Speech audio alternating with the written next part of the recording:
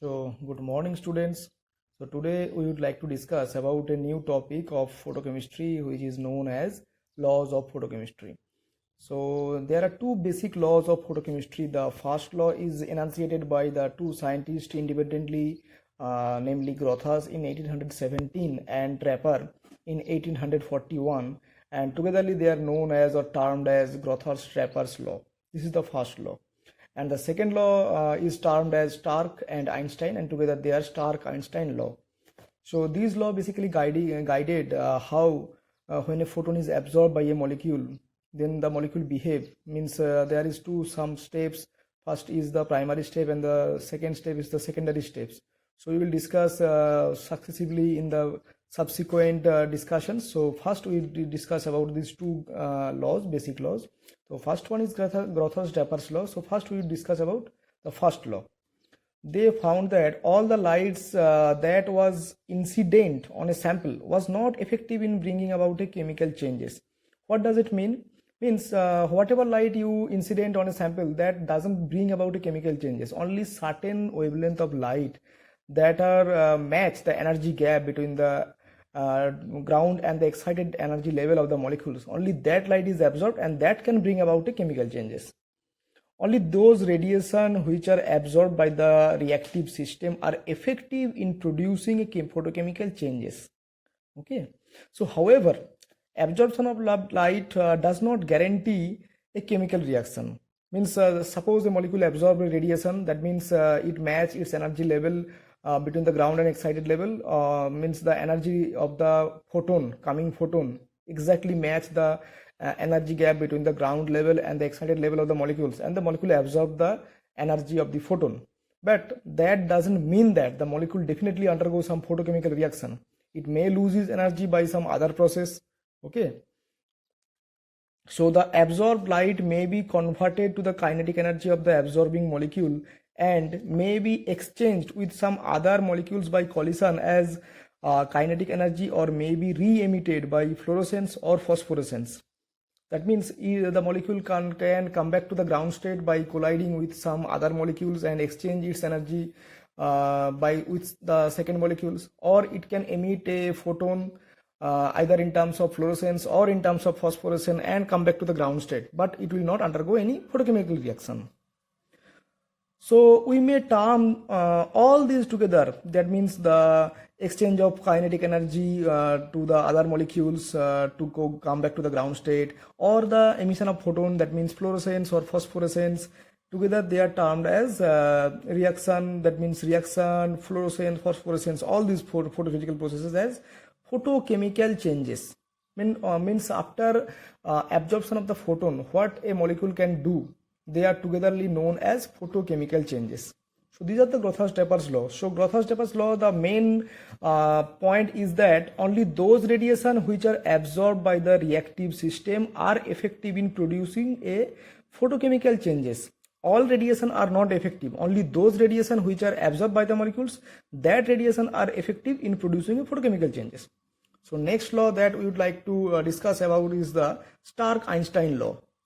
The second law of photochemistry was proposed in 1908 by J. Stark and deduced thermodynamically by Albert Einstein in 1912. And together they are known as Stark-Einstein law or law of photochemical equivalence. Another name of this law is law of photochemical equivalence. Why these are so called? So we will discuss later. So according to this law, each light absorbing molecule in a photochemical reaction absorbs only one quantum of radiation which causes the reaction. That means when a molecule absorbs, when a molecule which is susceptible to absorb a light, that means it will absorb only one quantum of radiation. One molecule, one quantum. This is the fundamental rules. One molecule can absorb only one quantum of radiation. Okay, thus, just a minute. Thus, according to the second law, a molecule absorbs a single quantum of radiation for becoming excited and thus undergoing reaction. That means, according to the second law, a molecule can absorb only a single quantum of radiation. Single molecule, single quantum of radiation, and becoming excited and thus undergoing some reaction. So energy of one quantum of light of radiation with frequency nu is h nu, because this is already proposed by Planck, Max Planck, that if a photon which is absorbed by a molecule and we know the frequency of the photon which is basically nu, then one photon having energy h into nu, where h is the Planck's constant. So the simple process is ground state molecule A and absorbing the one quantum of radiation, that is h nu, and becoming excited, that is A star, where the star indicates the excited state of the molecule. Thus a mole of photon, not only a single molecule, an Avogadro number of molecules. So thus a mole of photon can excite a mole of reactants. So a mole of photons is termed as 1 Einstein. That means when a mole of molecule absorb a mole of photon, and that mole of photon of containing the amount of energy is called 1 Einstein. That means the energy containing a mole of photon is called a Einstein. The energy corresponding to 1 Einstein of photon is E. If I termed as E, then E equal to N naught. N naught is basically Avogadro's number multiplied by h nu. H nu is the energy of one photon or one quantum. So if I multiplied this by Avogadro number, then I will get the energy of the 1 Einstein. Okay, so I can replace nu by c by lambda. So n0 h c by lambda, or nu equal to c by lambda. This is basically known, where n0 is the Avogadro number and c is the velocity of light and lambda is the wavelength of radiation. And generally we express lambda in angstrom unit, that is basically 10 to the minus 8 centimeter or 10 raised minus 10 meter. So it is evident that its numerical value varies inversely as the wavelength of the light absorbed. That means E is inversely proportional to lambda. As lambda decreases, E increases. That means the light which possesses lower value of lambda, as for example X-ray, gamma rays, or ultraviolet light, or near ultraviolet light, which have wavelength much shorter than visible light, they possess higher amount of energy. So light absorbed okay.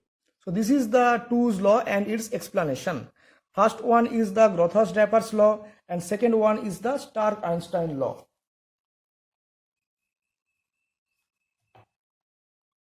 The next topic that is important in this connection is the quantum yield.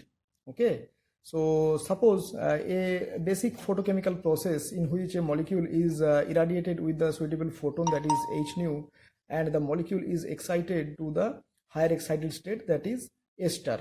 Okay, so this equation is primary step of the activation. There can be other processes also, because the activated molecule A star may give back to A, or in some cases may cause some reaction of the many other molecules. Okay, so these are termed as secondary processes. Means the primary process is the activation of the molecules, when a molecule becomes activated by absorbing a suitable wavelength photon or radiation. Then this is the primary process, and after that the molecule may get back to the ground state, that means A star, to again it can go back to A, or may undergo some secondary photophysical reaction. Okay, these are basically termed as secondary reaction. So therefore, although one quantum may excite one molecule may not react. That means every time the molecule will not undergo some photophysical or photochemical reaction, it can go back to the ground state also.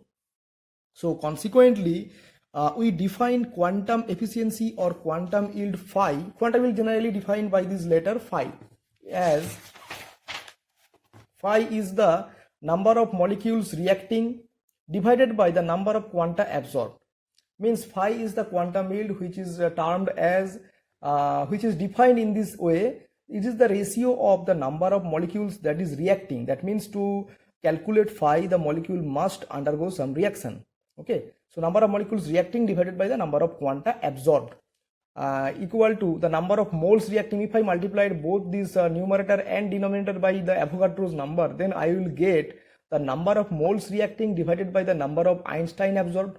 Okay, because the number of quanta when multiplied by Avogadro's number, it will give you the number of Einstein, and the number of molecules, if you multiply it by Avogadro number, then it will gives you the number of moles reacting. So we can convert it to rate if we consider the absorption for a specific period. That means we are here the number of moles reacting. If I study the reaction for a finite time period, means dt. That means phi can be defined in this way: number of moles or amount reacting per unit time. If I then divided by this reaction, whatever reaction takes place within this dt time, by divided by dt, then it will give me the number of moles or amount reacting per unit time divided by the number of Einstein absorbed per unit time. That is the number of moles or amount reacting per unit time, which is known as rate, because rate is the amount of changes takes place per unit time. So we are basically doing the same. So rate divided by intensity, because the number of intensity Einstein absorb per unit time, which gives you the intensity. Now if the reaction is like that, if simple reaction where the stoichiometry is nu1a is gives the product P, and if Ia is the intensity in Einstein of photon absorbed per unit time, then we can define phi or quantum yield equal to minus 1 upon nu a, because this is the stoichiometry and this is the reactant stoichiometry, so it will comes with a negative sign. So the significance of negative sign is because with time this value of a decreases. So minus 1 upon nu a dCA by dt, this is the change of concentration of the reactant divided by time. So this is the rate, and the 1 upon nu1 is for stoichiometry, and this is the Ia because unit time 1 Einstein photon is absorbed. Since for a primary process we generally know that phi equal to 1. Primary process means only the excitation process. Excitation process, what happened? Only one molecule is absorb only one photon and promoted to the higher excited state. So in this process nothing is losing, so the phi equal to 1. So at that condition what we can do? Minus dCA by dt, because at that condition nu1 becomes 1, because since for primary process we know that phi equal to 1, because at that condition one molecule absorb one photon and promoted to the higher excited state. So for this particular process phi equal to 1. So if I put phi equal to 1 in this reaction, then what will happen? Minus dCA by dt, and if I replace this nu1 in this side, then nu1 into Ia. The quantum yield may be as high as 10 to the power 6 or as low as 10 to the power minus 3 also for several photochemical reaction. Where this will happen? 10 to the power 6 generally happen for where a excited molecule can undergo lot of secondary reaction, doing some branching reaction or this type of process, then the value of quantum yield becomes as high as 10 to the power 6. And where the 10 to the minus 3, when the excited molecule becomes deactivated by several means, at that condition the quantum yield becomes less, as low as 10 to the power minus 3. The quantum yield of a reaction gives the idea about the secondary processes, because if the quantum yield is very high, that means 10 to the power 6 of this order, then we can assume that the reaction undergo a lot of secondary reaction. But at the same time, if the quantum yield is very less, that means as low as 10 to the power minus 3 or even less, then we can say that the excited molecule does not undergo any such photochemical or secondary processes. Thus, for a reaction involving secondary processes, the Stark-Einstein law should be restated as, means if I consider the secondary processes also from this above concept, then the Stark-Einstein law can be defined in this way: each molecule in a primary photochemical process absorb one photon or one quantum of radiation for activation.